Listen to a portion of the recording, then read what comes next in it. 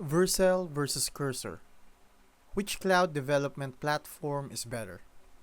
I'm going to tell you about Vercel versus Cursor and which cloud development platform might be better for you.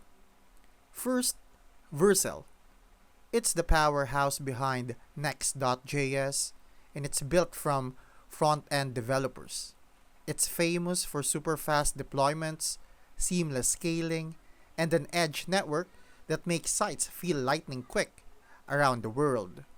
If you're building websites, apps, or anything React heavy, Vercel feels almost magical.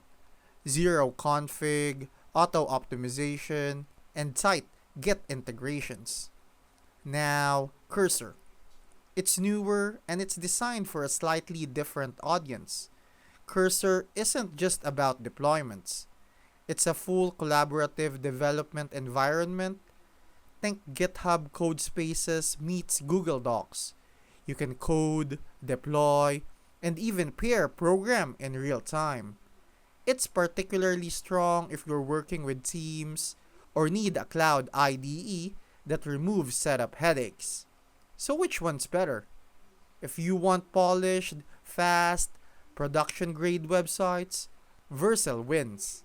If you need a collaborative dev environment where the focus is on coding together, Cursor could be the better choice. In the end, it's not about which platform is better overall. It's about which one's better for what you need.